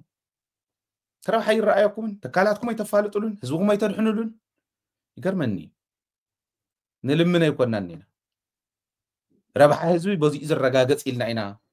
نمهر زلنا إلي إذا حس لذي عد زلهم زي آياتا أكاونتنا بليز حقزو ددبيت حقزو تخلوا حقزو تتخلوا مالت عق مهن العلونه يبلن حقزو نامو تستوديو نسرحيو ولكن هاي لخنا ورلو كيكون ميديا سرح خسرح لي لذي عبد زلهم كعزيا يعني أنا أستراليا بنك أكاونتنا أب تحتي غوفن من لكم كلتا شحلا عمد كتملئ زقربت حنتي كلتا شحلا اسكعز كلتا شحني أستراليا دولار مالتي US دولار هون يكون لا US يكون يقرمني حدا غزي زي نردو دينا ندخلنا زي يردو دينا ندخلنا تسب وين احنا دينا مرداوينا زلو يقرمني مالت تنصرح زلنا قمزي جبر قمزي تجبر زول بزح عندي لك عهم وخم تبلو محجاز ميديا وناتكا صراحة يكون دمبي صموق لكم كتحجزنا مو صموق لنا تنتكالات كنصرح تتكال بغلت أجرو رجس كنجبره استديوهات كسرح له بحريو تقل قلت كتريو مورالنا أقوله كوينيو حدث بغلت سب استجمره حري حزي 10 ديش تستاف بس إحنا لنا استوديو خنا نسرح خن بالكلنا حق زي قلت قراوه اي دونو كميغر كاخا خطر دخلي اي يردان بايبال لكم تحتي بايبال زقلكم غوفن ملو غوفن مزقلكم ني ابالنت فورم لو ني ابالنت فورم زقلكم ابزيو اب يوتيوب channel ناون